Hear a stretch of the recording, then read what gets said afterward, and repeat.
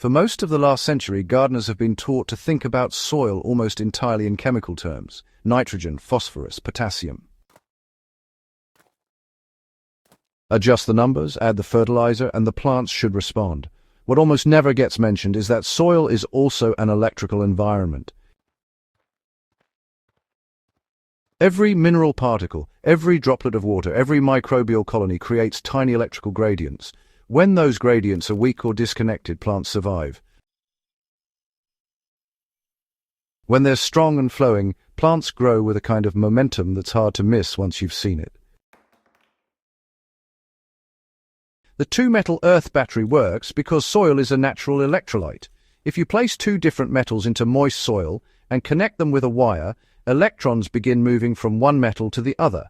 This is the same principle used in a lemon battery or a basic science experiment with a potato and two nails. Copper and zinc work particularly well together because, zinc is more reactive. In the soil environment, the zinc slowly releases electrons that travel through the wire toward the copper, and the soil completes the circuit by allowing ions to move through moisture.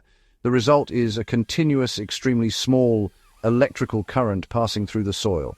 This isn't enough electricity to harm anything. It's actually closer to the subtle electrical signals plants already use internally. Roots and microbes respond surprisingly strongly to these weak signals. Plants constantly use electrical gradients to regulate growth. Root tips communicate using ion flows. Nutrient uptake depends on electrical charge differences across root membranes. When a small electrical field moves through soil, it can stimulate root branching and microbial activity. Beneficial bacteria and fungi often multiply faster in electrically active environments because ion exchange becomes easier. The effect isn't magic. It's simply enhancing processes that already exist in living soil.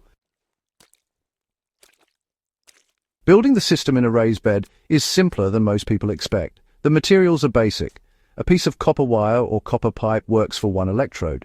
For the zinc side, a galvanized steel stake or a large galvanized nail is usually enough because galvanized metal is coated with zinc. In a typical raised bed about 8 feet long, placing the zinc electrode on one end and the copper electrode on the opposite end creates the best flow across the root zone.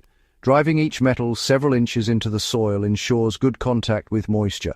Once both pieces are placed, connecting them with copper wire closes the circuit. The wire can run along the soil surface or just under the mulch layer. The important part is that the copper wire touches both metals directly so electrons can move freely. When the connection is tight and the soil is moist, the earth battery is active. The effect tends to show up first in root behavior. Plants growing in electrified beds often establish faster after transplanting.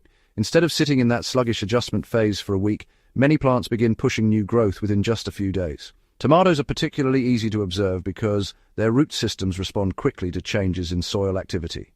In beds where the earth battery system is installed, the stems often thicken earlier and the leaf color deepens noticeably. Peppers show similar responses.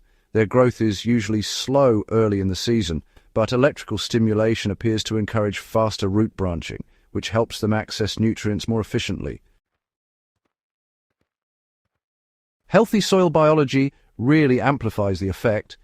The electrical system works best when the soil already contains active microbial life. That's where compost and fermented organic matter come into play. Fermented kitchen scraps introduce dense populations of bacteria and fungi into the soil. Those organisms thrive in environments where electrical conductivity is stable. Using compost produced from systems like the Epica countertop compost bin or the Vivor compost bin helps supply that microbial population. Because those bins ferment scraps without odor, they create a steady supply of biologically active material that feeds the soil ecosystem. When compost biology and electrical stimulation work together, the overall soil system becomes more dynamic. Hydroponic growers can experiment with this concept as well. Although hydroponic systems rely on nutrient solutions rather than soil, the same principle applies. Water-containing dissolved minerals is an electrolyte. Placing copper and zinc electrodes in a nutrient reservoir, without allowing the metals to contaminate the solution excessively, can create mild electrical gradients in the water.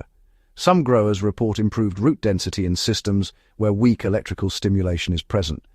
The effect varies depending on nutrient concentration and system design, but the principle is consistent with plant electrophysiology research.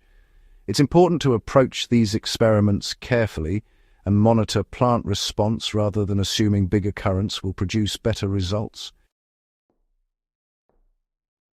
There are trade-offs that gardeners should understand. The zinc electrode will slowly corrode over time because it's the reactive side of the circuit. This is normal and simply means the battery is functioning. Replacing the galvanized stake every year or two usually keeps the system working consistently. Very dry soil can interrupt the circuit because electrical movement requires moisture. Beds that are heavily mulched and watered regularly maintain the best conductivity. And of course, electrical stimulation alone won't compensate for poor soil structure or nutrient deficiencies. It's a supporting system, not a substitute for healthy soil management. Where this system shines most is during stressful weather. During hot periods when plants struggle to maintain water pressure in their tissues, stronger root systems make a noticeable difference. Beds with active soil biology and stable electrical gradients often maintain leaf firmness longer during midday heat. The difference is subtle at first but becomes clearer as the season progresses. Plants maintain production later into the summer instead of burning out early. This resilience is one of the main reasons many experienced growers keep experimenting with electrically active soil systems. The real lesson behind this technique is bigger than the hardware. The copper and zinc setup is simple, but the idea behind it changes how many gardeners think about soil. Soil isn't just a container for nutrients. It's a complex electrical, chemical, and biological environment. When those systems interact properly, plants don't just survive, they grow with strength that feels much closer to what you see in wild ecosystems. And once gardeners understand that dynamic, they begin managing soil differently. If you enjoy exploring practical experiments like this, techniques that blend soil biology, physics, and real-world gardening, subscribe to Hydro Haven and share this video with another gardener who wants to push their soil further. Growing better food usually isn't about buying more products. It's about understanding the systems beneath our feet and learning how to work with them instead of against them.